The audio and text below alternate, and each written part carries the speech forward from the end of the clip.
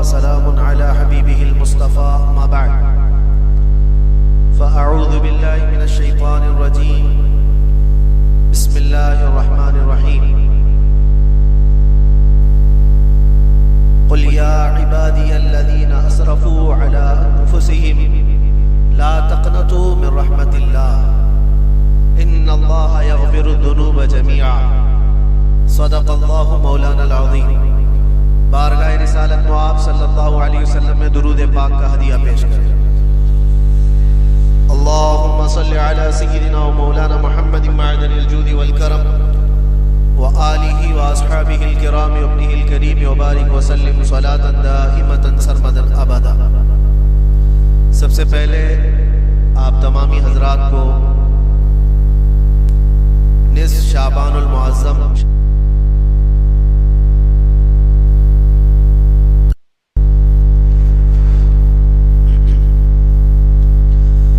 اللہ تبارک و تعالی اس شب کو ہم سب کے لیے خیر و برکت والی شب بنائے، اور آج کی یہ شب جیسا کہ آپ سب نے سنا بھی ہوگا، ہمارے سال بھر کا حساب و کتاب آج بند ہوتا ہے اور نئے سال کی ابتدا آج کی رات سے ہوتی ہے۔ آج اللہ تبارک و تعالیٰ فرشتوں کو حکم دیتا ہے کہ کس کے لیے کتنا رزق اور کس کے لیے زندگی میں کیا کیا کام ہونے ہیں، بلکہ بزرگوں نے فرمایا کہ آج کی رات کچھ لوگوں کی موت لکھی گئی ہوگی۔ فرشتوں کو بتایا گیا ہوگا کہ مہینے کے بعد 2 مہینے کے بعد جب بھی اس بندے کی موت آنے والی ہے، جبکہ وہ بندہ اپنی شادی کی تیاریوں میں مصروف ہو، کچھ لوگ اپنے گھر بنانے میں مصروف ہوں گے، لیکن ہم میں سے کسی کو خبر نہیں کہ آج کی رات ہمارے متعلق کیا فیصلہ ہوگا۔ اسی لیے آج کی رات دعا کی رات ہے۔ اللہ تعالیٰ کی مانتا میں ہمیں آج نہایتی خشوع و خضوع ادب و احترام کے ساتھ اپنے آنے والے سال کے متعلق خیر و برکت کی دعا مانگنی چاہیے۔ خوش نصیب ہیں یہاں پر بیٹھے ہوئے وہ لوگ، رات کے 12 بج رہے ہیں، ممبئی جیسے شہر میں نوجوانوں کی آج رات تو اکثر دیکھی جاتی ہے سیر سپاٹے میں، گل کپاٹے میں گزر رہی ہوتی۔ بہت سارے لوگوں نے تو آج کی رات کو بائک رائڈنگ کی رات بنا لیا ہے۔ کتنے حادثے ہوئے، کیا کیا چیزیں ہوتی ہیں، لیکن قربان جاؤ رب ذوالجلال کی اس رحمت کاملہ پر ان ہزاروں اور لاکھوں میں سے اٹھا کر کے مولا نے تمہیں اپنے گھر میں بٹھایا۔ اور یہ حدیث پاک میں اللہ کے رسول صلی اللہ علیہ وسلم ارشاد فرماتے ہیں، جب رب تبارک و تعالیٰ کسی تو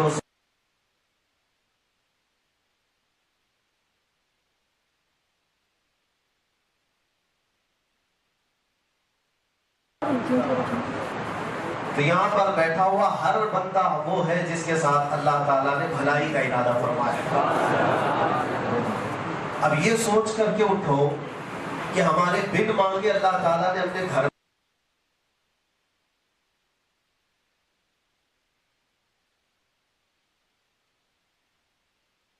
اسی لیے بزرگوں نے ایک دعا یہ بھی ہمیں بتائی تھی کہ ہمیشہ اللہ ایک دعا یہ کرنا،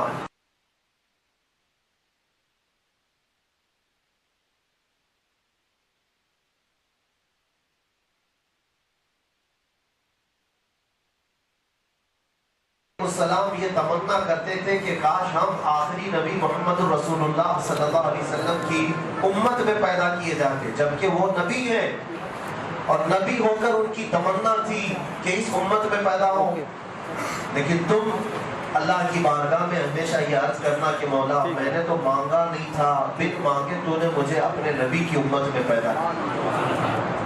ہم میں سے کس نے دعا کی؟ کون دعا کر کے اس امت میں آیا؟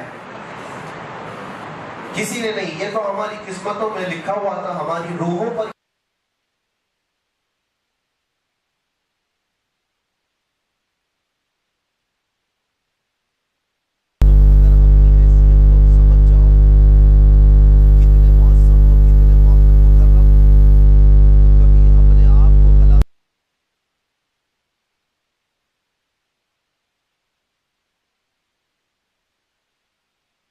تو آدمی سنبھل کر کے چلتا ہے۔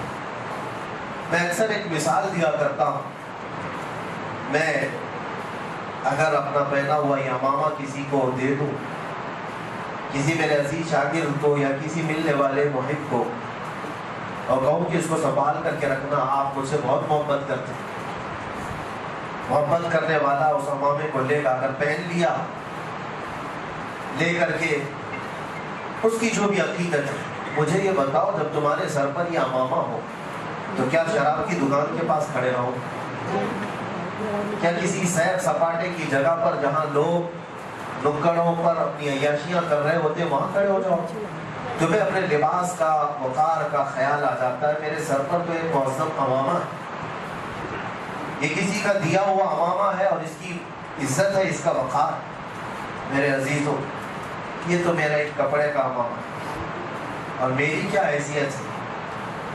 جب یہ امامہ تم رکھ کر کے کسی ایسی ویسی جگہ پر نہیں کھڑے ہونا چاہتے تو سوچو اللہ نے تمہارے سر پر امت محمدیہ کا تاج رکھا، تمہیں خیر امت کہہ کر کے پکارا قرآن میں اللہ نے، کنتم خیر امت اخرجت للناس، تم لوگوں میں خیر امت بنائے گئے، سب سے بہترین امت ہو، اس لیے کہ تم اچھائیوں کا حکم دیتے ہو اور برائیوں سے روکتے ہو اور اللہ کو بغیر دیکھے مانتے ہو۔ یہ تمہاری عظمت پر اللہ نے قرآن میں بیان فرمایا، اور فخر سے کہو کہ میں مسلمان۔ کیوں؟ کوئی مجرم ہے، کوئی جرم ہے، بلکہ لاکھوں کی بھیڑ میں بھی کہو میں محمد عربی کا غلام۔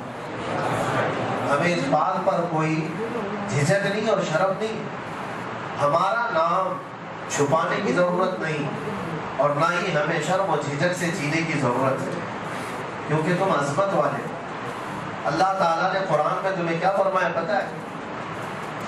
لوگ آج کچھ ایسے سیکولر لوگ، سیکولر کا مطلب ہوتا ہے وہ آدھا ادھر آدھا ادھر رہنا چاہتا ہے، پورا کچھ بننا نہیں چاہتا، یعنی وہ اپنی آئیڈینٹی چھپانا چاہتا ہے کہ یہ بھی راضی رہے وہ بھی راضی رہے، دونوں کمیونٹی کو، یا چار ہو تو چاروں کمیونٹی کو راضی کر کے رہوں۔ ایسا ہوتا نہیں ہے، بیچ والا تو پھر بیچ والا ہی ہوتا ہے، ادھر کا بھی نہیں ادھر کا بھی۔ اللہ نے تو قرآن میں فرمایا تم پورے کے پورے مسلمان ہو جاؤ، اور اس لیے شرم و جھجک ہمیں نہیں ہونی چاہیے کہ ہمارا نام ہمارے باپ نے مسلمان نہیں رکھا۔ قرآن میں اللہ فرماتا هو سماکم المسلمین، وہ اللہ ہے جو جس نے تمہارا نام مسلمان رکھا، اللہ ہے۔ ہمیں فخر کے ساتھ جینا ہے۔ بہتوں کو میں نے دیکھا نوجوانوں کو 5 کلو کی جینس پہننے میں تو کبھی شرم و حیا نہیں محسوس ہوتی، 50 گرام کی ٹوپی چھپا کر کے رکھتے، چھوٹی سی ٹوپی ہوتی ہے اس کو بھی چھپا چھپا کر کے رکھتے کہ پتہ نہیں لوگ کیا سمجھیں گے، لوگ کیا سمجھیں گے۔ یہ تمہارے سر کا تاج ہے، اور اپنی نشانیوں کے ساتھ جیا کرو، اپنی آئیڈینٹی کے ساتھ جیا کرو۔ میں یقین کے ساتھ کہتا ہوں، یہ میرا چیلنج ہے اے مسلمان، ایک بار تم صرف شکل سے بھی اگر میرے مصطفیٰ کی غلامی اپنا لو تو کیڑے مکوڑے یوں ہی دب جائیں گے، کوئی کسی کی اوقات نہیں، کیونکہ اللہ نے تمہاری ہیبت رکھی ہے، تمہارے اندر اللہ نے رعب رکھا ہے، ایمانی رعب ہے۔ اللہ کے نبی صلی اللہ تعالیٰ علیہ وسلم ارشاد فرماتے ہیں رب تعالیٰ نے مجھے ایسا رعب عطا کیا ہے کہ 500 میل دور بھی میرا دشمن ہو تو اس کے دل میں اللہ میرا خوف ڈالتا ہے۔ اور یہ خاصہ رسول پاک صلی اللہ علیہ وسلم کا حضور کے صدقے میں ان کی امت کو بھی ملا ہے، ان کی امت کو بھی ملا ہے۔ اور ہم دیکھتے ہیں کبھی کبھار ہم کو احساس ہوتا ہے کہ فلاں کیا کر لیں گے، ان کے پاس اتنی طاقت، ان کے پاس اتنی طاقت، لیکن ہم کو خود نہیں پتا ہوتا ہے ہمارے پاس کیا طاقت ہے۔ ہمارے پاس ایمانی طاقت ہے، عشق رسول کی طاقت ہے، اس میں شرم و جھجک اور حیا کی ضرورت نہیں، علل اعلان فخر کے ساتھ رہنے کی ضرورت ہے۔ میرے عزیزوں، مجھے ایک بات یاد آتی ہے، حالانکہ لباس ہوتا ہے، میں سادہ لباس بھی پہنتا ہوں جب کوئی پہچانتا بھی نہیں، ہم سادے لباس میں بھی رہتے ہیں، لیکن جس وقت مجھے گجرات کے رشتہ داروں نے بہت بھیڑ بھاڑ میں گرفتار کر کے اپنے شہر میں تماشا بنایا تھا، یاد ہوگا آپ کو دن، آج سے ٹھیک ایک سال پہلے خیر کھانے سے شب برات منا رہا، آج سے دور تھا، لیکن اللہ شاہد ہے، اللہ شاہد ہے، ہمارے دل میں رب تبارک و تعالیٰ نے بال برابر کی خوف کبھی نہیں تھا۔ بات بتا رہا ہوں، وہ اتفاق تھا کہ میں جس حالت میں گھر پہ بیٹھا ہوا تھا اسی حالت میں نکل کر کے گیا، جبہ بھی تھا اور عمامہ بھی تھا، کسی جلسے سے واپس آیا ہوا تھا، اسی حالت میں گئے اور اسی حالت میں انہوں نے 3 دن تک کپڑے بھی نہیں بدلوائے۔ لیکن ہوا یہ کہ مجھے خود بھی احساس نہیں تھا آگے کتنے چل رہے ہیں، پیچھے کتنے چل رہے ہیں، دائیں کتنے چل رہے ہیں، بائیں کتنے چل رہے ہیں، ہمیں پتہ ہی نہیں تھا۔ ہم کو تو صرف اتنا ہی معلوم تھا کہ میرے ساتھ گنبد خضرا کا مکی ہے، ہمیں تو اتنا احساس تھا، خوف نہ رکھ رضا ذرا، تو ہے عبد مصطفیٰ، تیرے لیے امان ہے، تیرے لیے امان ہے۔ 1-2 پیشی کے بعد جانا آنا ہوا تو کچھ ہم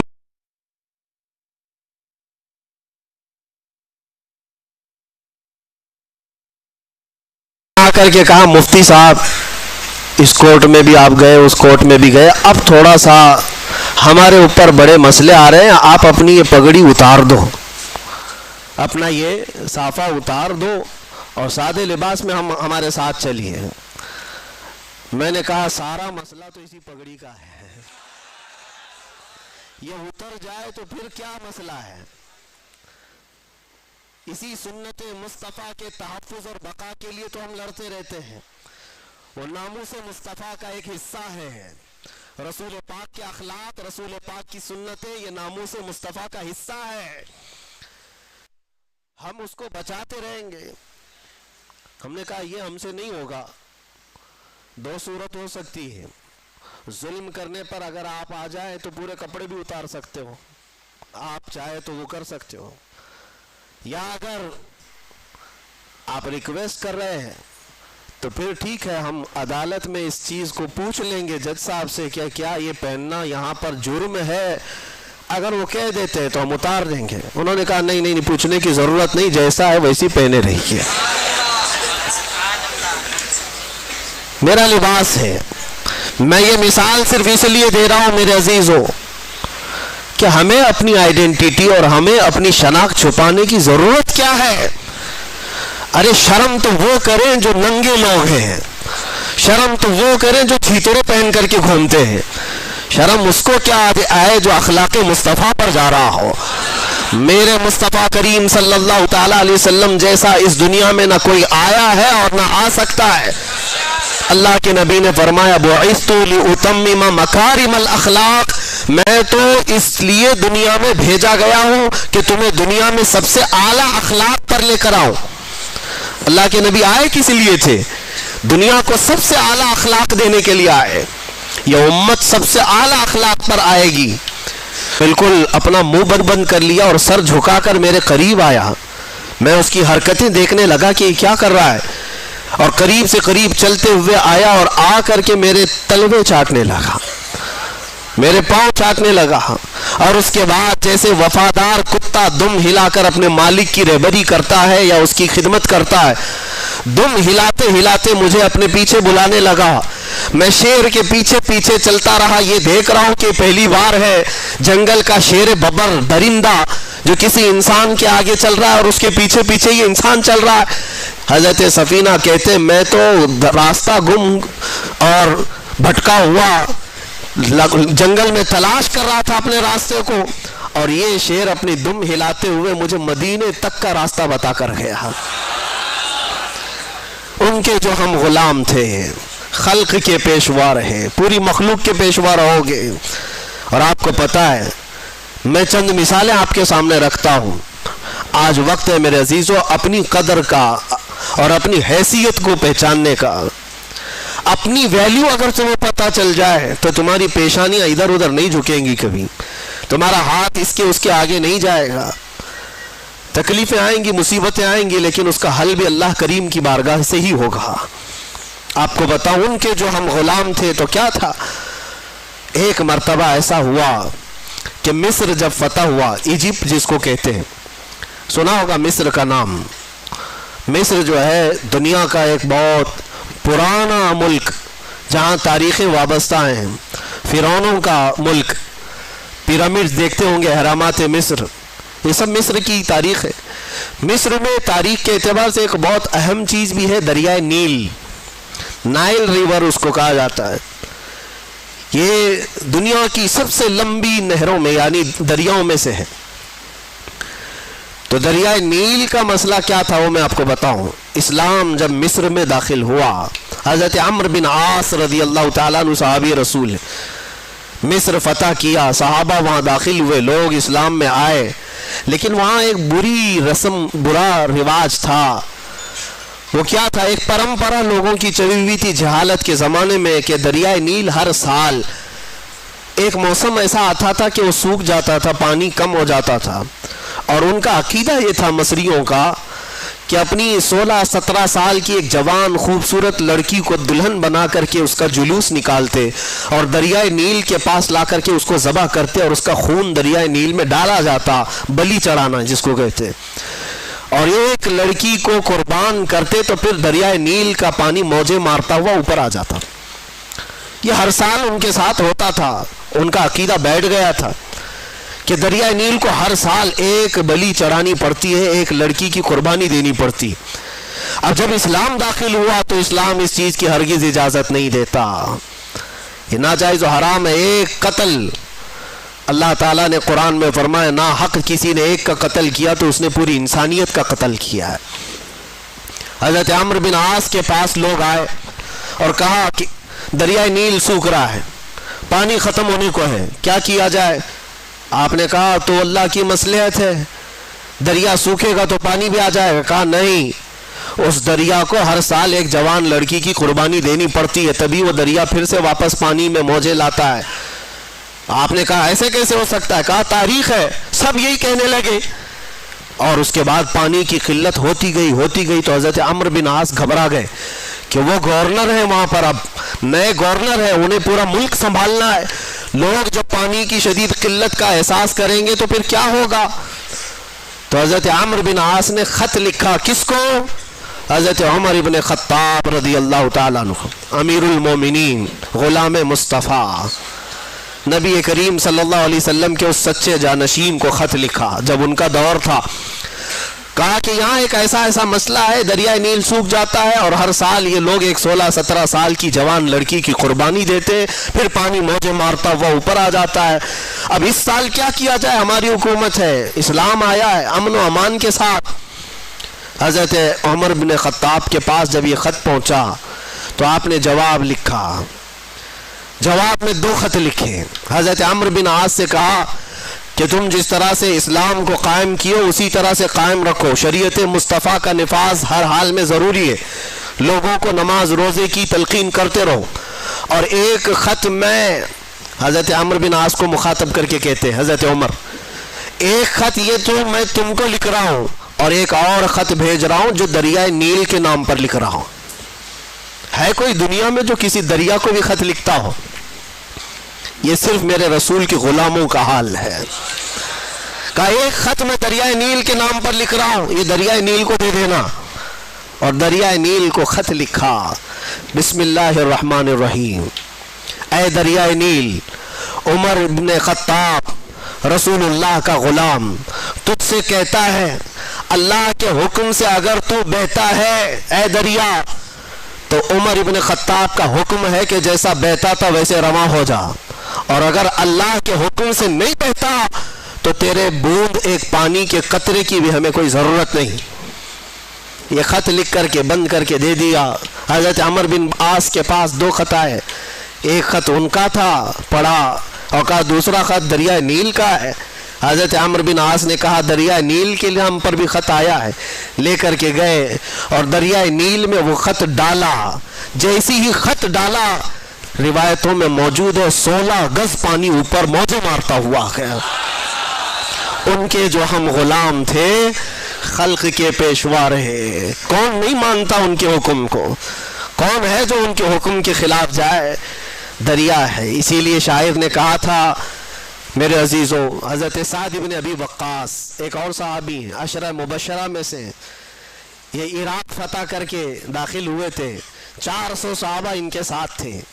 عراق کے بعد جب یہ آگے بڑھ رہے تھے، وہ مسلمان کیسے تھے جن کو اقبال نے کہا تھا تھمتا نہ تھا کسی سے سیل رواں ہمارا، باطل سے ڈرنے والے اے آسماں نہیں ہے ہم، 100 بار کر چکا ہے تو امتحان ہمارا۔ یہ لوگ کہیں رکتے ہی نہیں تھے، ان کی کوئی سرحد ہی نہیں تھی۔ ایک علاقہ فتح ہو گیا تو بس کافی ہے نہیں، آگے بڑھنا ہے۔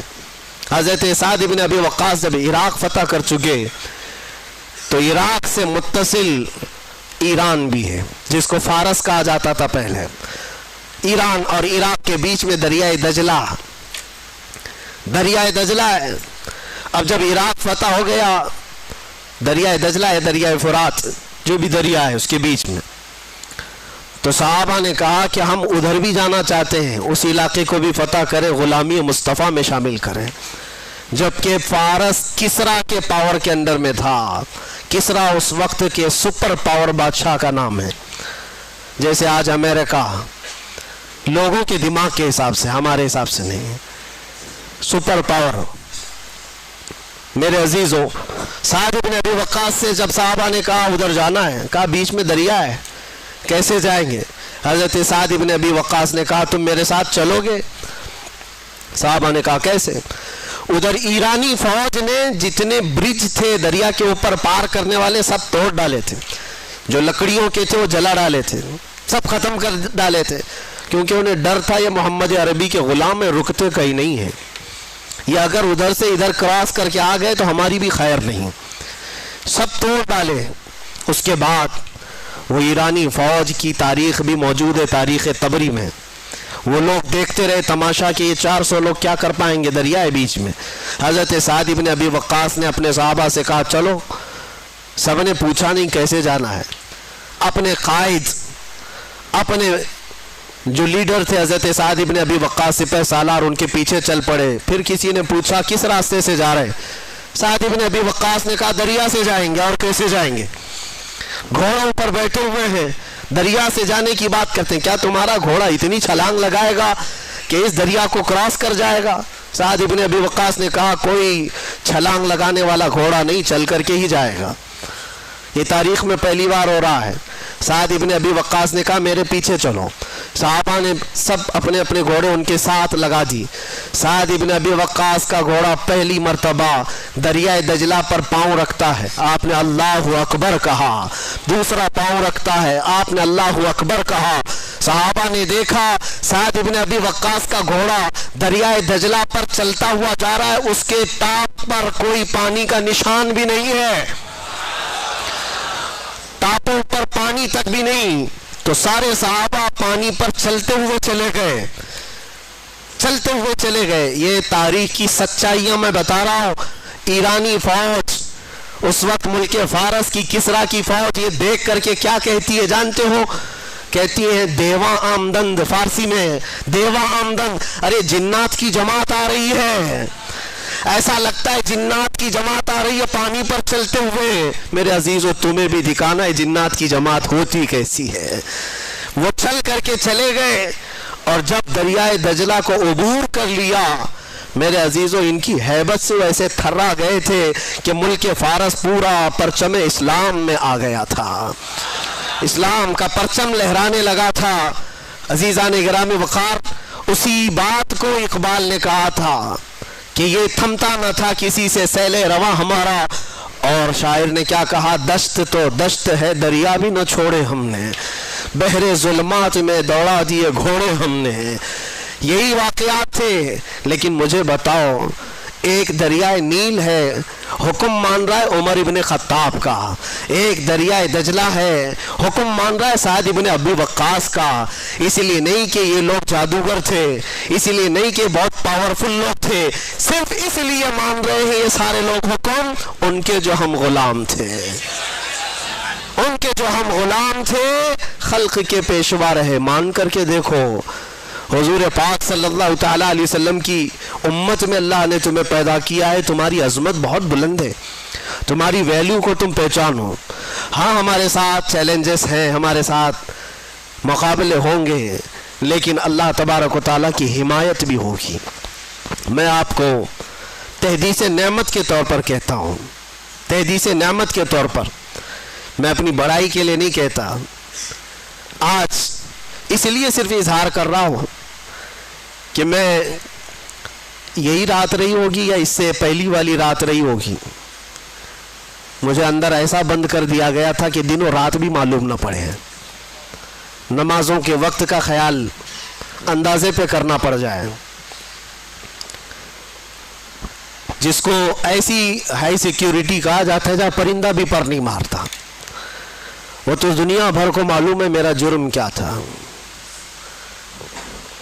ہمارا جرم صرف اتنا ہے، جرم اتنا ہی ہے کہ حق بولتا ہوں برملا، چاٹنا کسی کے تلوے ہے نہیں فطرت میری۔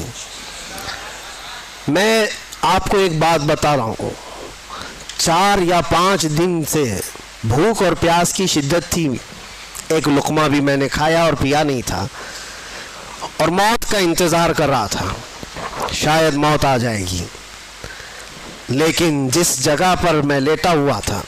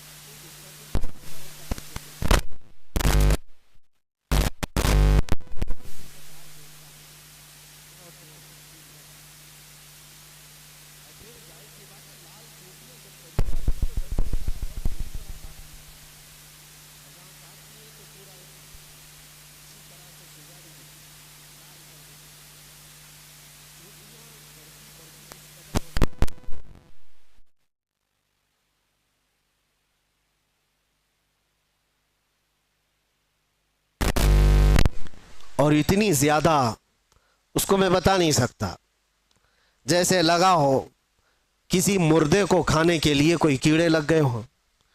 پھر دل ہی دل میں احساس ہونے لگا کہ شاید میری موت ہو گئی ہوگی اور یہ کیڑے کھا رہے ہوں گے، کیونکہ غشی آ جاتی تھی، غنودگی آتی تھی، تو لگتا تھا ہم کوئی دوسری دنیا میں، کوئی انسان تو دکھتے نہیں تھے، سورج بھی نہیں دکھتا ہے، اندھیرا ہے۔ 3 سے 4 گھنٹے اس طرح سے لیٹے رہے، چونٹیاں ادھر کاٹیں گی ادھر کاٹیں گی، گردن پہ آ گئی، چہرے پہ آ گئی، جسم میں آ گئی۔ ظاہر سی بات ہے لگ تو رہا تھا، افطاری کا وقت قریب تھا۔ اب اس کے آگے کے معاملات جو میرے ساتھ ہوئے وہ میں ایکسپلین نہیں کر سکتا، لیکن اتنا بتانا چاہتا ہوں، طاقت آئی، جس نے بھی اٹھایا مجھے، کون تھا، کس نے اٹھایا، اللہ ہی بہتر جانے۔ جب اٹھ کر کے دیکھا بستر پر ساری چونٹیاں پڑی ہوئی ہیں، چل رہی ہیں، رینگ رہی ہیں جسم پر، اور میرے رب کریم کا احسان ایسے ان 50 نہیں 1000 چونٹیوں میں سے ایک چونٹی نے بھی کاٹا نہیں تھا۔ وہ اس لیے نہیں کہ میں کوئی پاورفل آدمی یا میں کوئی پرہیزگار، میں کوئی اللہ کا ولی، نہیں، میں اس کا کوئی دعویٰ نہیں کرتا، کوئی دعویٰ نہیں کرتا۔ میری طاقت بھی اتنی نہیں تھی کہ چونٹیوں کو نکال کر الگ کیا جائے، لیکن اور یہ بھی نہیں ہے کہ کبھی کاٹی نہیں، کاٹتی ہیں، ابھی بھی کاٹیں گی، ابھی اگر ہاتھ پہ رکھ دیں تو کاٹ لیں گے، پہلے بھی کاٹی ہیں، مچھر بھی کاٹے ہیں، ایسے ہم ہیں نہیں کہ ہم کو نہیں کاٹتے، کاٹتے ہیں۔ لیکن وہ سچویشن جہاں آدمی پوری طرح سے مجبور ہو گیا ہو، ہاتھ پیر ہلا نہ پاتا ہو، چونٹیاں چڑھ گئی ہوں اور پھر نہ کاٹ رہی ہوں، تب یہ احساس ہوا رب ذوالجلال تو جہاں جیسا چاہے اپنے حبیب کے غلاموں کی حفاظت کرتا ہے۔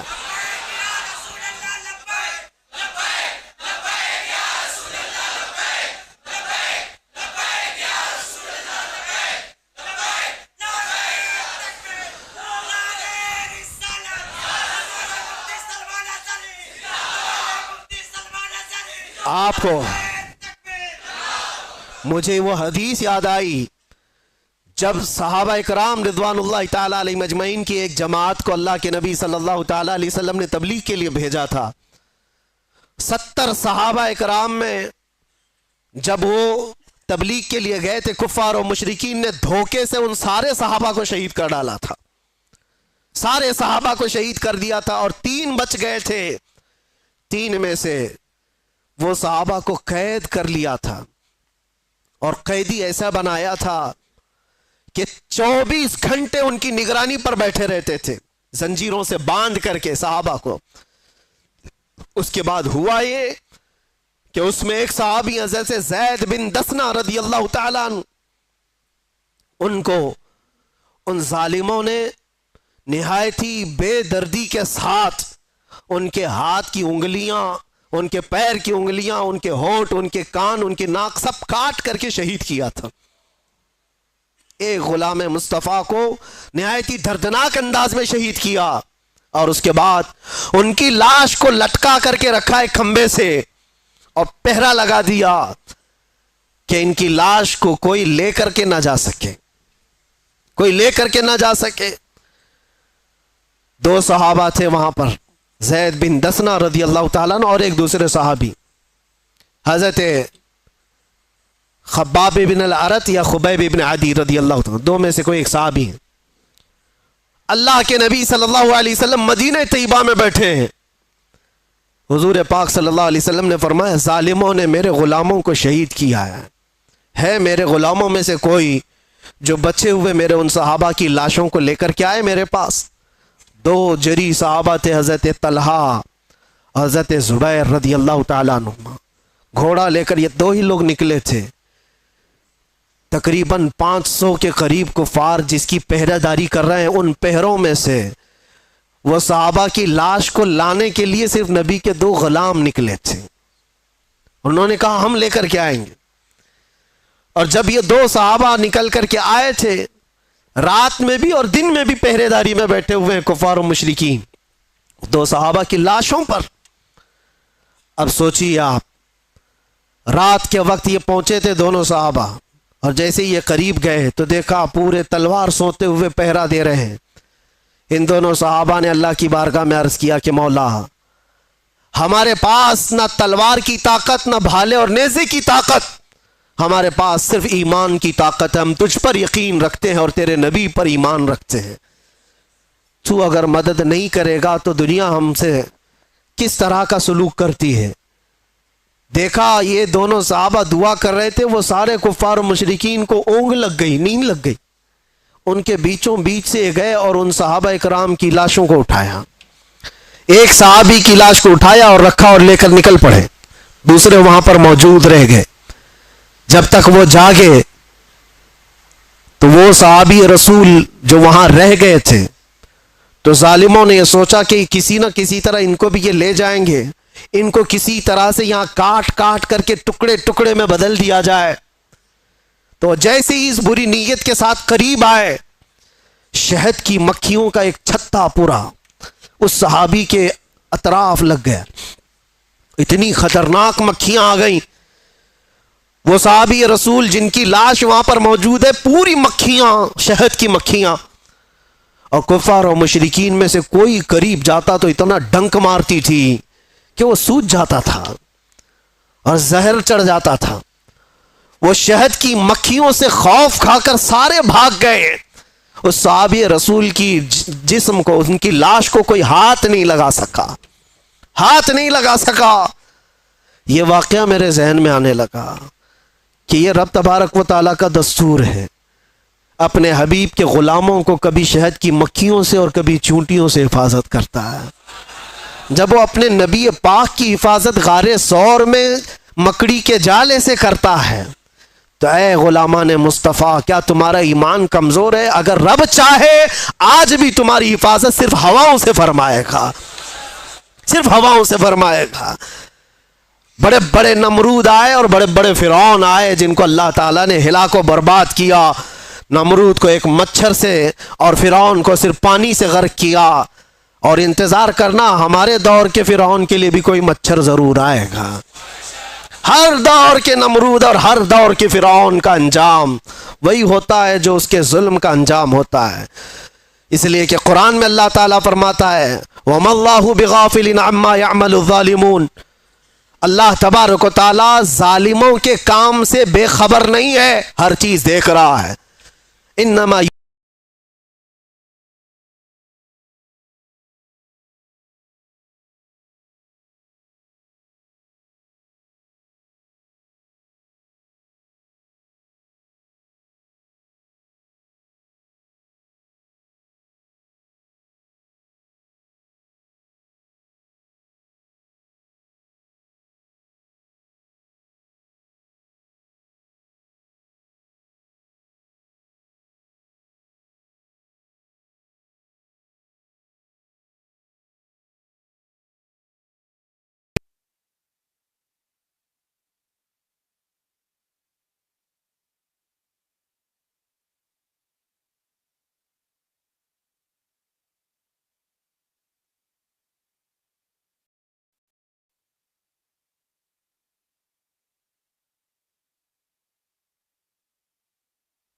میرے عزیزو، صحابہ اکرام رضوان اللہ تعالی علیہ مجمعین جو حضور کے غلام ہی تو تھے، اور اس کے بعد انہوں نے پوری دنیا کو دکھایا ہے۔ مدینے سے وہ نکلے تھے، صحراؤں میں رہنے والے ہیں، بادیہ نشین چٹائیوں پر بیٹھنے والے ہیں، اور پیون لگے کپڑے پہننے والے ہیں، پورا دن ایک کھجور کی گھٹلی پر صبر کرنے والے ہیں، پانی کے نام پر 2 دن تک قلت کا سامنا کرنے والے ہیں، اور جن کے گھروں میں ایک بار گوشت کا ایک ٹکڑا آ جائے تو پورے مدینے میں گھومتا تھا، پورے مدینے میں گھومتا تھا۔ یہ وہ جماعت ہے صحابہ کی، لیکن نکلے تھے تو قیصر و کسریٰ بھی کانپتے تھے، تھراتے تھے۔ جانتے ہو روم اس وقت کا پاورفل ملک تھا، دوسرا پاورفل ہے یہ قیصر جس کو کہتے، اس زمانے کی 2 سپر پاور طاقتیں قیصر و کسریٰ، یعنی پرشین ایمپائر اور رومن ایمپائر۔ روم کو فتح کرنے کے لیے جب آمنا سامنا ہوا تھا تو کس کا ہوا تھا؟ اللہ کے شیر سیف اللہ المسلول خالد بن ولید رضی اللہ تعالیٰ عنہ، اور ان کے سامنے جو صلیبی آئے تھے، جو دشمن آئے تھے، انہوں نے پکار کر کے کیا کہا تھا کہ یہ کون سے غلام آئے ہیں؟ یہ عرب والے لوگ آئے ہیں، یہ بدو لوگ آئے ہیں جو کھجور کھا کر رہتے ہیں۔ تانا مار رہے تھے، ان کے پاس 4 لاکھ کی فوج تھی۔ خالد بن ولید سے انہوں نے کیا کہا تھا کہ تمہارے پاس سبزی کاٹنے کی بھی تلواریں نہیں ہیں، تم جو لے کر کے آئے ہو؟ خالد بن ولید نے جواب میں صرف اتنا ہی کہا تھا، اے عیسائیو، تمہاری فوج جس طرح شراب کو پسند کرتی ہے، ہماری فوج شہادت کو پسند کرتی ہے۔ یہاں وہ جذبہ لے کر کے آئے ہیں، تلواریں نہ دیکھو، بھالے نہ دیکھو، نیزے نہ دیکھو، ایمان لے کر کے آئے ہیں، یقین لے کر کے آئے ہیں۔ عزیزان گرامی وقار، میں کل ملا کر کے ایک ہی بات کی طرف فوکس کرنا چاہتا ہوں، ان کے جو ہم غلام تھے، خلق کے پیشوا رہے۔ تم سچی غلامی میں آ جاؤ، تم امت مصطفیٰ ہو۔ اللہ تعالیٰ نے قرآن میں تمہیں خیر امت کہا ہے۔ کیا آج کسی جوان کو یہ زیب دیتا ہے کہ اس کے ہاتھ میں شراب کی بوتل ہو، تاش کے پتے ہو؟ اس کی جوانی کیا اس کام کے لیے بنائی گئی ہے کہ وہ جوان لڑکیوں کی عزت کو تار تار کرتا رہے، صرف اپنی خواہشات کے لیے، اپنی نفسانی تکمیل کے لیے وہ عورتوں کے پیچھے رہے، لڑکیوں کے پیچھے بھاگتا رہے؟ نہیں، نوجوان تجھے اللہ تبارک و تعالیٰ نے محمد عربی کا شعر بنایا، ساری دنیا تیرے قدموں میں ہے، ساری طاقت اللہ تعالیٰ تیری طرف پھیر دے گا، شرط یہ ہے کہ تو حضور کی بات کر کے دیکھ۔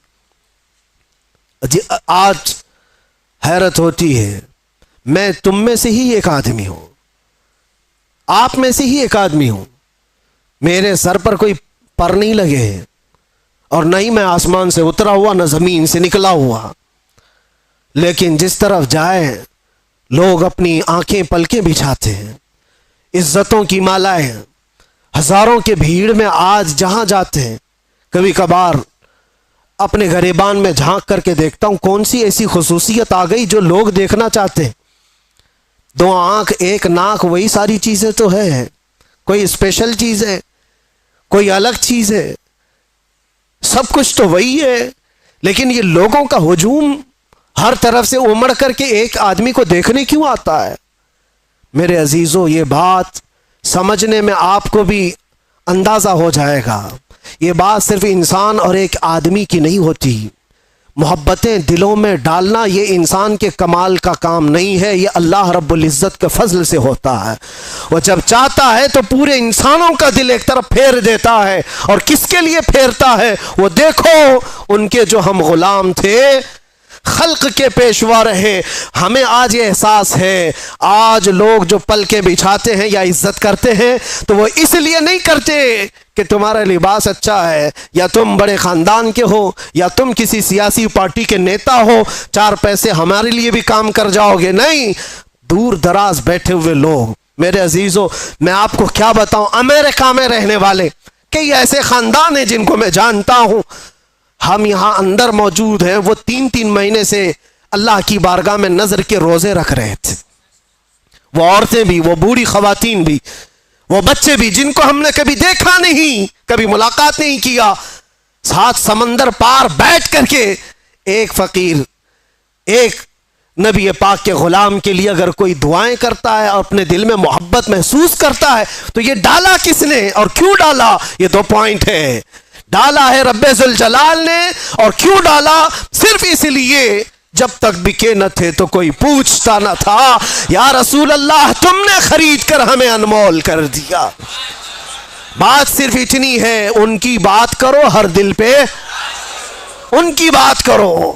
حضور پاک صلی اللہ تعالی علیہ وسلم کی بات، آج میں ایک بات یہ بھی بتاؤں،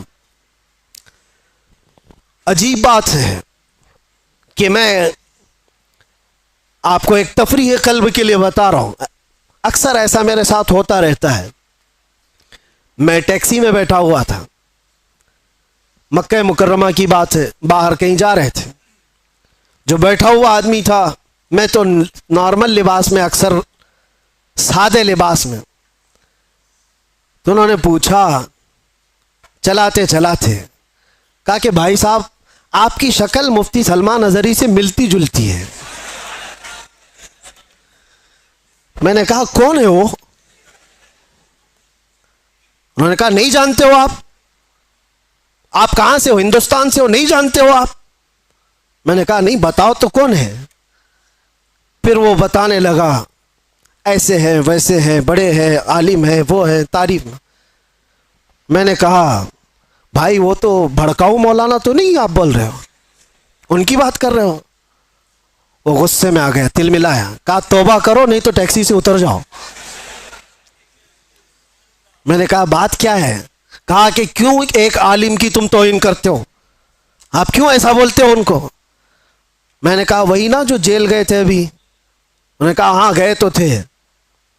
تو کہا پھر اسی لیے میں ڈرتا ہوں ایسے مولانا لوگوں سے۔ میں نے کہا میں ڈرتا ہوں ایسے لوگوں سے۔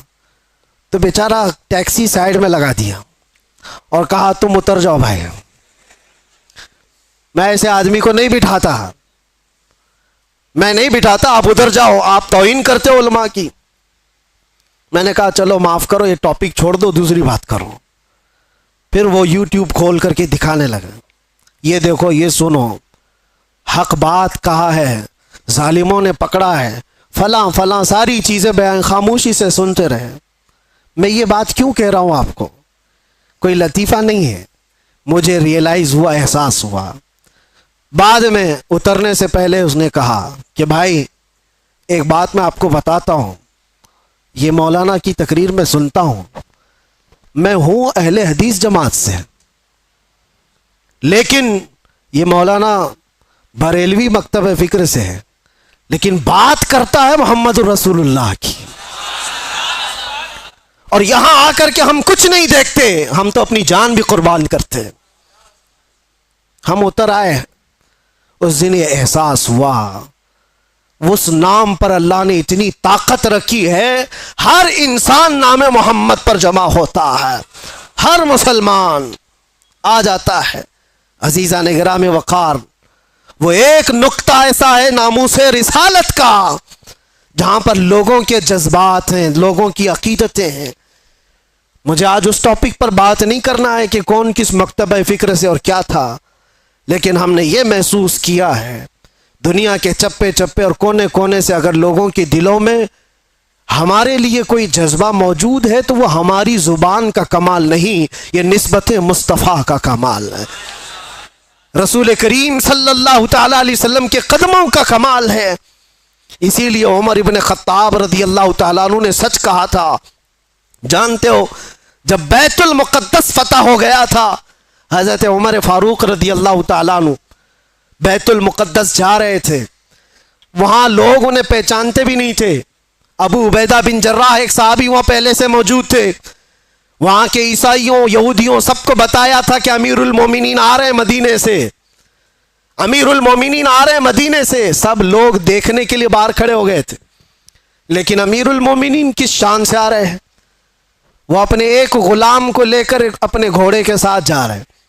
کیا کمال کی عدالت ہے عمر فاروق کی، اپنے غلام سے مدینے سے ہی طے کر کے چل رہے ہیں، 1 میل میں گھوڑے پر بیٹھوں گا تو چلے گا، اور 1 میل تو بیٹھے گا اور میں چلوں گا۔ پورا سفر آقا اور غلام ایسے چلتے رہے، کبھی حضرت عمر رسی پکڑ کر چلتے، کبھی وہ غلام رسی پکڑ کر چلتا تھا۔ اور اتفاق ایسا کہ بیت المقدس جب قریب آیا، لوگ وہاں استقبال کے لیے کھڑے ہیں اور گھوڑے پر بیٹھنے کی باری غلام کی تھی۔ غلام نے کہا کہ حضور اب تو میں اتر کر چلتا ہوں، آپ بیٹھے۔ کہا نہیں، عدل تو عدل ہے، انصاف، تیری باری ہے تو بیٹھے گا، میں رسی پکڑ کر چلوں گا۔ رسی پکڑ کر چل رہے ہیں اور لوگوں میں ایک نعرہ لگا کہ امیر المومنین آ گئے، سب دوڑ کر کے اس گھوڑے کی طرف جا رہے ہیں جو گھوڑے پر سوار آ رہا ہے۔ ابو عبیدہ بن جراح جو صحابی موجود تھے پکار کر کہا، اے لوگوں، سواری پر بیٹھا ہوا وہ نہیں ہے امیر المومنین، رسی پکڑ کر جو آ رہا ہے وہ ہے امیر المومنین۔ دنیا نے پہلی مرتبہ یہ منظر دیکھا ہوگا۔ کہاں ہے وہ لینڈ کروزر والے لیڈر لوگ؟ کہاں ہے وہ جو رسول پاک صلی اللہ تعالی علیہ وسلم کے ان جانشینوں کی مثال لا کر کے دکھا دے؟ اسی لیے ہمارے ہندوستان میں ہی آپ کو میں کیا بتاؤں، مثال کے طور پر موہن داس کرم چند گاندھی جی، گاندھی کے یہ الفاظ ہیں، کہا کہ میں نے تاریخ پڑھا ہے، اگر لوگوں کو سیاست کرنے کے لیے، حکومت کرنے کے لیے میں کوئی مثال دے سکتا ہوں تو وہ ابو بکر اور عمر کی دے سکتا ہوں۔ لوگوں نے اس چیز کو ایکسپٹ کیا ہے، احساس کیا ہے۔ انہوں نے جو دنیا کے سامنے منظر پیش کیے تھے وہ رسول اللہ کے غلاموں نے۔ سنو، حضرت عمر فاروق رضی اللہ تعالیٰ عنہ نے جو بات کہی تھی اس کو میں سمیٹ رہا ہوں۔ لوگ جب آپ کو پکار کر امیر المومنین کہتے ہوئے قریب آئے تو آپ رو پڑے۔ یہ وہ وقت تھا حضرت عمر کا جب پورا عرب جو آج ہے، سعودی عرب جس کو کہتے ہیں، یہ عرب تھا، صرف عرب تھا، سعودی بعد میں بنا ہے۔ حجاز اور نجد دو علاقے تھے اور دونوں ملا کر کے عرب تھا، پھر یمن، پھر عراق، پھر ملک شام، اور پھر فلسطین، پھر مصر، 6 بڑی کنٹریاں جس کا کل رقبہ، کل ایریا اگر ملائیں گے تو تقریباً 17 لاکھ اسکوائر کلومیٹر، اور بعض میں ہے کہ 36 لاکھ اسکوائر کلومیٹر۔ حضرت عمر فاروق رضی اللہ تعالیٰ عنہ کا دور خلافت اتنا پھیلا ہوا تھا، اتنا پھیلا ہوا تھا، اتنی دور تک اسلام کا پرچم لہرا رہا تھا اس وقت جب حضرت عمر فاروق بیت المقدس کے قریب آئے اور لوگوں نے آپ کو سراہنا شروع کیا امیر المومنین کہہ کر، آپ رو پڑے اور اس کے بعد ایک تاریخی جملہ انہوں نے کہا تھا جو ہم سب کا بھی ہونا چاہیے، ہم سب کے لیے۔ آج میرا ٹاپک یہی ہے۔ حضرت عمر کھڑے ہو کر کے کہتے ہیں لوگوں سے، اے لوگوں سنو، آج تم میرے نام کے نعرے لگا رہے ہو، میں اپنی حیثیت بتاتا ہوں، میری حقیقت بتاتا ہوں۔ میرا نام عمر ہے، میرے باپ کا نام خطاب ہے، میں خطاب کا بیٹا عمر ہوں۔ بچپن میں مجھ سے 2 بکریاں نہیں سنبھالی جاتی تھی، میرے باپ مجھے بکریاں چرانے کے لیے بھیجتے تھے تو بکریاں ادھر سے ادھر ہو جاتی، اور جب بکریاں مجھ سے نہیں سنبھلتی تو روز میں اپنے باپ کے گھوسے کھاتا تھا، روز مجھے مار پڑتی تھی میرے باپ سے، بکریاں مجھ سے نہیں سنبھلتی تھی۔ اور آج تم دیکھ رہے ہو 36 لاکھ اسکوائر کلومیٹر کا پورا رقبہ عمر تنہا اس کی نگرانی کرتا ہے، اور ایسی نگرانی مدینے میں بیٹھے ہوئے عمر فاروق ہیں۔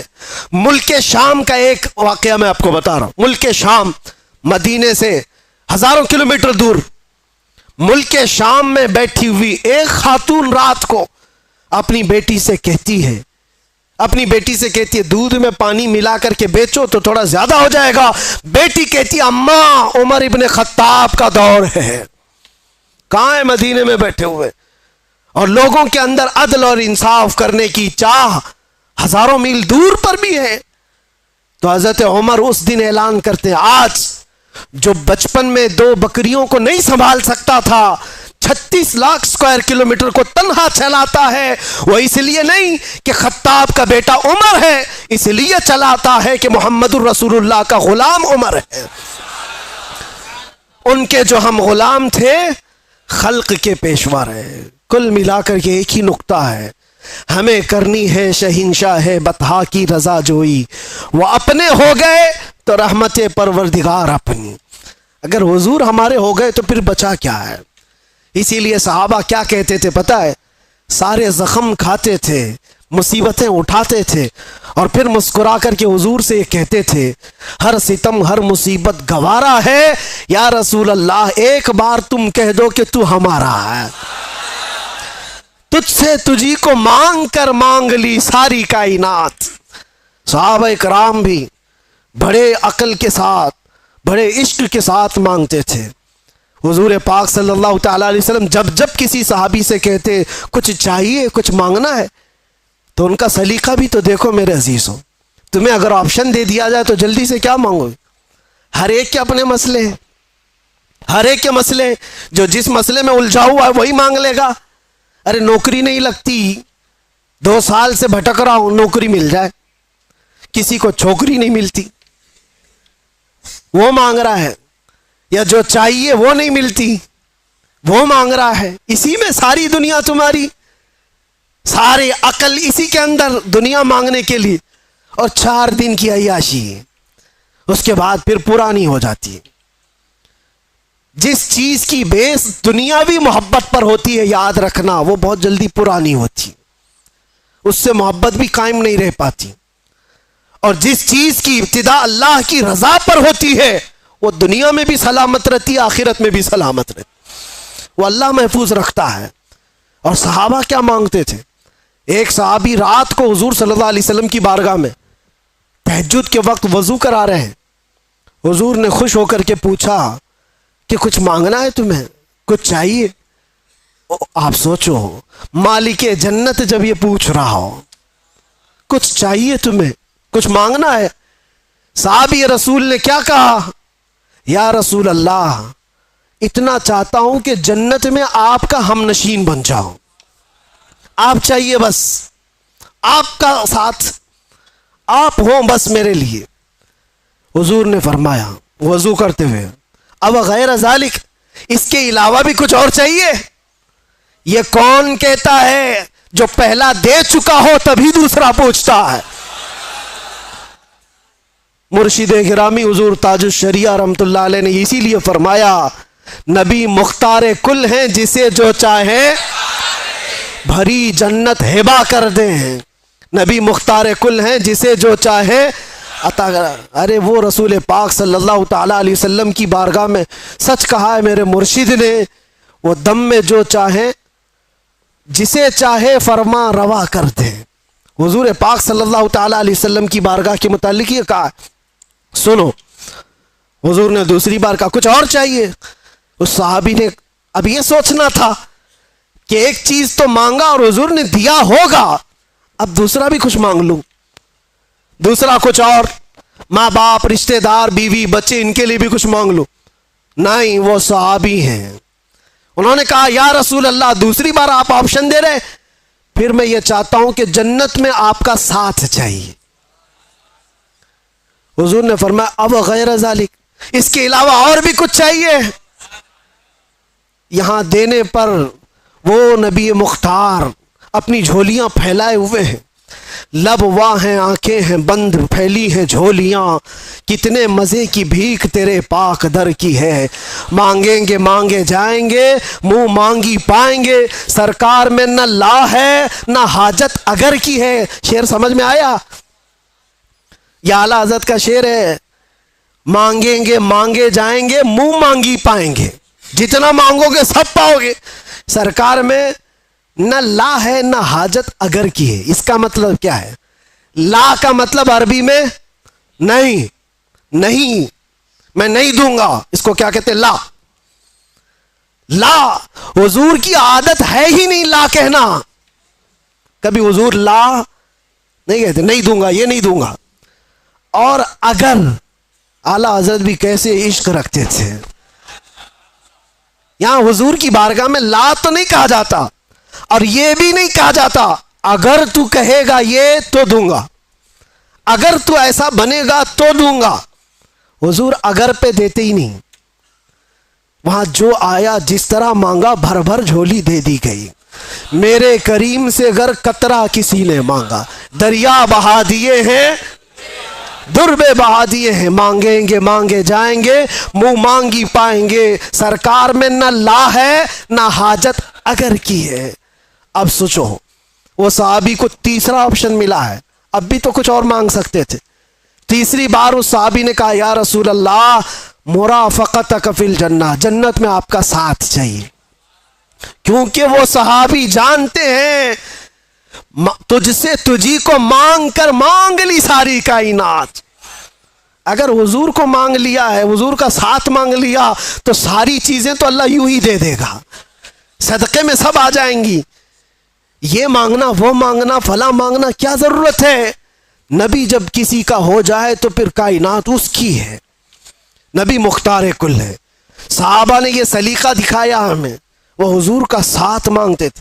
اسی لیے تو حضرت عمر بھی کس بات پر فخر کرتے تھے پتہ ہے؟ نبی پاک صلی اللہ علیہ وسلم نے ایک مجلس میں قبر کے حالات سنائے کہ جب کسی کو دفن کر کے چلے جاتے تو دو فرشتے آتے, منکر نکیر, نیلی آنکھوں والے کالے چہرے والے, جھنجھوڑ کر سوال کرتے تیرا رب کون ہے, تیرا دین کیا ہے, اور حضور کو دکھا کر پوچھتے ان کے بارے میں کیا کہتا تھا. تو وہ بہت سخت وقت ہوگا. منکر نکیر جب سوال کر رہے ہوں گے, بہت سارے تو ٹائم فش ہو جائیں گے.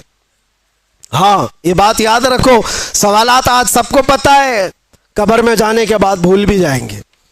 وہی یاد رکھے گا جس پر میرے مولا کا فضل ہوگا.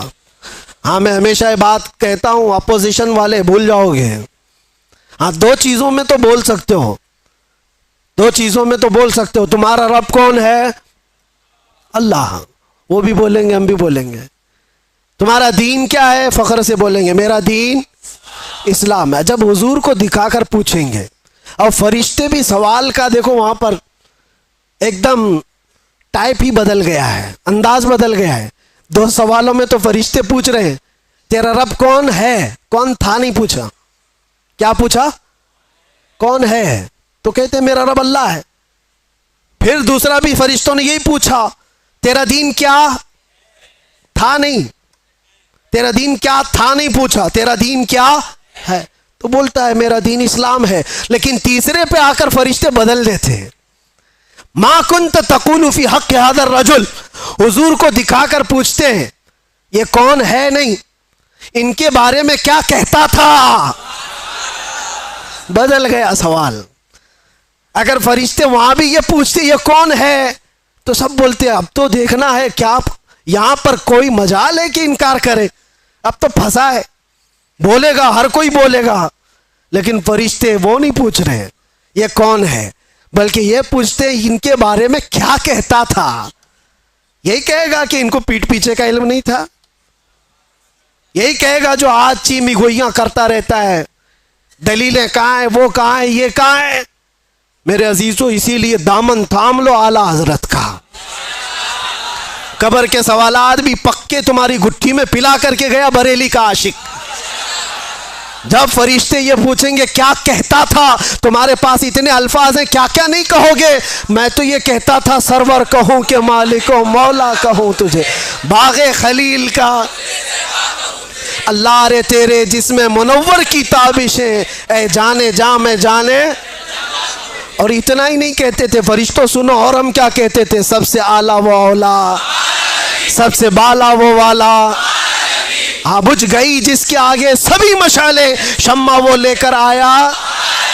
فرشتوں رکو، ہم یہ بھی کہتے تھے ان کے بارے میں زمین و زمان تمہارے، مکین و مکان، چنین و چنا، بنے دو جہاں. ارے ہم تو ان کے بارے میں یہ بھی کہتے تھے دہن میں زبان، بدن میں ہے جان. ہم آئے یہاں اور اٹھے بھی وہاں، لبیک یا رسول اللہ.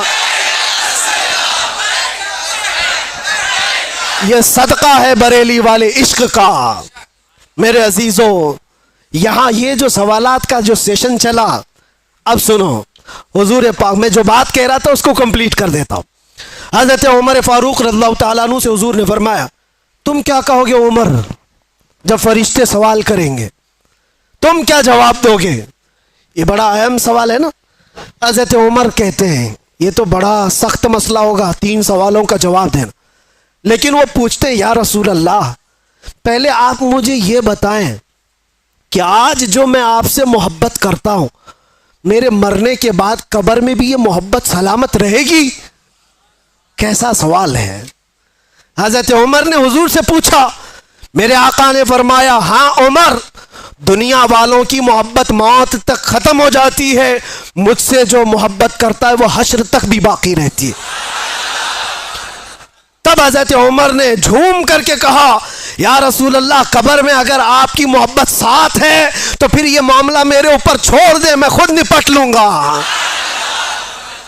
تو تم جو ہو رسول اللہ. صحابہ کا ایک نعرہ تھا یا رسول اللہ کل مصیبت بعدک جلل، اے اللہ کے نبی اگر آپ ہیں تو پھر ہر مصیبت چھوٹی ہے، ہر مصیبت چھوٹی ہے. آ جاؤ اے نوجوانوں، آج اللہ تعالیٰ نے تمہیں جس امت میں پیدا کیا اس امت پر فخر کرو. حضور کی امت میں بنایا، اس پہ فخر کرو اور اپنی پیشانیوں کو سنبھالو، اپنی زبانوں کو سنبھالو، اپنے ہاتھوں کو سنبھالو، اپنے جسم کو سنبھالو، اپنی آنکھوں کو سنبھالو. یہ تمہاری آنکھیں عیاشیوں کے لیے نہیں ہیں، یہ تمہاری آنکھیں بے حیائی دیکھنے کے لیے نہیں ہیں. تم رات کی تاریکیوں میں اپنے موبائل کی اسکرین پر گندی چیزیں دیکھنے کے لیے اگر اپنی آنکھیں استعمال کرتے ہو تو تف ہے اور لعنت ہے. اپنی آنکھوں کو بچاؤ آوارہ ہونے سے. تم غلام مصطفیٰ ہو، بلکہ آنکھوں کو ملتے ہوئے روز رات کو یوں کہو میرے آقا آؤ کہ مدت ہوئی ہے. تیری راہ میں آنکھیاں بچھاتے بچھاتے سنا ہے آپ ہر عاشق کے گھر تشریف لاتے، میرے گھر میں بھی ہو جائے چراغاں. یہ تمنا کرو میرے عزیزو.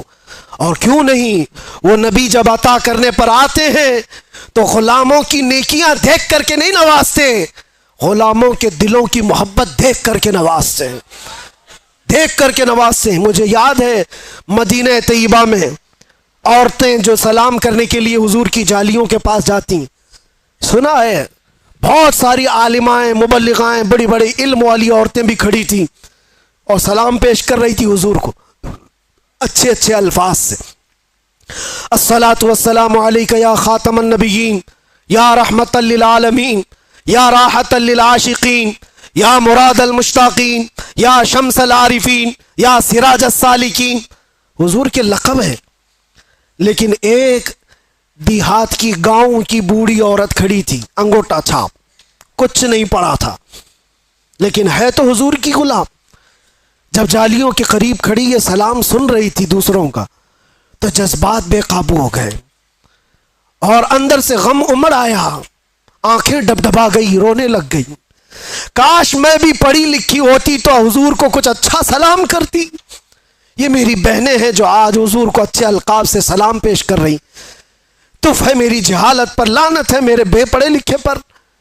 اور اس کے بعد دل اتنا بھر آیا کہ وہاں رکنے کی ہمت نہیں ہوئی، روتی ہوئی اپنے آنچل سے آنسو پوچھتے ہوئے حضور کو اشارہ کر کے صرف اتنا کہا، یا رسول اللہ، بے پڑھی لکھی آئی ہے، جاہل عورت آپ کے دربار میں آئی ہے، کچھ آتا نہیں، صرف اتنا آتا ہے، السلام علیکہ یا رسول اللہ، بس اتنا کہہ سکتی ہوں۔ روتی روتی واپس چلی گئی اور اپنے کمرے میں جا کر بہت روئی۔ کس بات پر؟ کہ بچپن میں پڑھی لکھی ہوتی تو حضور کو اچھا سلام کر سکتی تھی۔ میں افسوس کر رہی ہوں اپنی زندگی پر کہ جہالت نے میرا بڑھاپا لا دیا، اور جس نے نشہ سے اپنی یہ حالت کر لی ہو اس نے اپنے نبی پاک کو کیسی تکلیف پہنچائی۔ حضور پر کیا گزرتی ہوگی تمہاری ان حالت کو دیکھ کر کے؟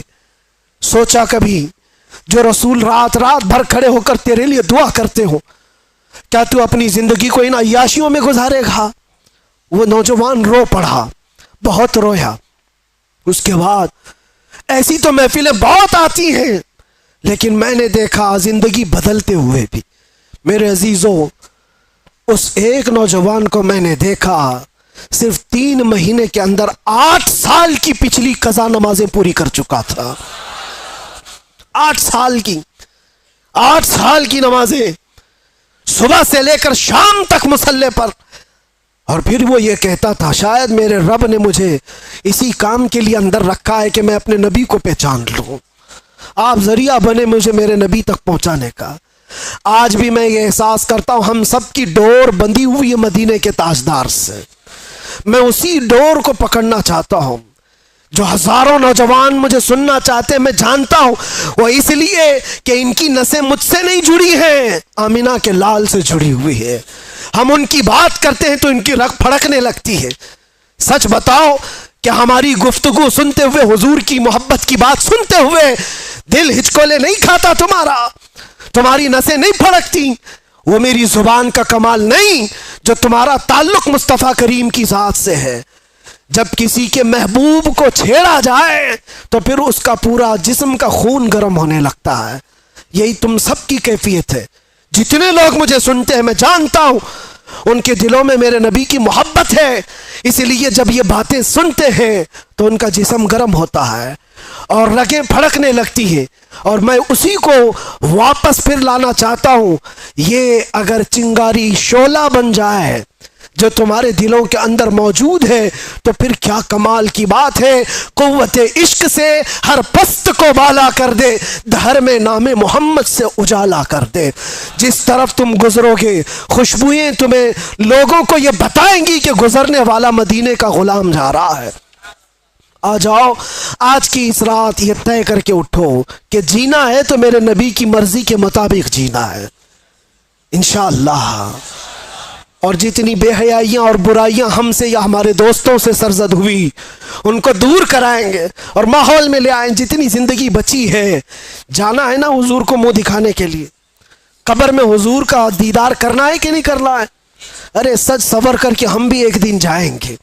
آج قبرستان والوں کو دیکھ کر کیا ہے، زیارت کر کے آئے، وہ اپنی قبروں میں ہوں گے، ہو سکتا ہے کچھ گناہوں کی وجہ سے کچھ لوگ سزا پا رہے ہوں، لیکن آج ہم رحمت الہی سے امید یہ کرتے مولا ان سب کی قبروں پر آج رحم و کرم کی بارشیں فرمائے۔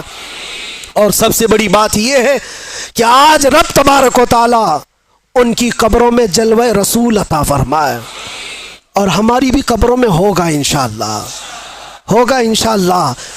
اسی لیے ہم کو ہمارے گھر والے سجا کر کے بھیجتے ہیں، اچھے کپڑے پہنا کر بھیجتے ہیں، صاف سفید لباس کفن کا، عطر بھی لگاتے ہیں، سرما بھی لگاتے ہیں، پھول بھی چڑھاتے ہیں، جیسے دولہے کو سجاتے ہیں۔ مردے کو کیوں سجا رہے ہیں؟ وہ قبر میں جا رہا ہے، مٹی میں جا رہا ہے، لیکن بزرگوں نے فرمایا اس لیے سجاتے ہیں کہ وہ اپنے نبی کو دیکھنے جا رہا ہے۔ حضور کی زیارت کرنے جانا ہے، حضور کو چہرہ دکھانا ہے، تو وہ چہرہ بنا تو لو جلدی سے، اور جب جاؤ تو فرشتے جس وقت اٹھائیں گے تو ہم انتظار ہی کر رہے ہوں گے کہ نبی پاک صلی اللہ تعالی علیہ وسلم تشریف لا رہے ہوں گے.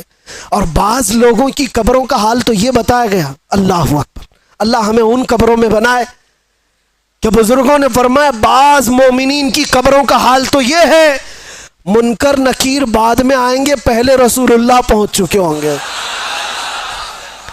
اور پھر وہی مومن یہ کہہ سکتا ہے جب فرشتے اس کو پوچھ رہے ہوں بتا ان کے بارے میں کیا کہتا تھا، وہ تو پہلے سے آئے ہوئے ہیں، پھر فرشتے پوچھیں گے تو یہی تو کہے گا وہ مومن، اب تو پائے ناز سے اے فرشتوں کیوں اٹھوں، ارے مر کے پہنچا ہوں یہاں اس دلربا کے واسطے. وآخر دعوانا ان الحمدللہ رب العالمین. لبیک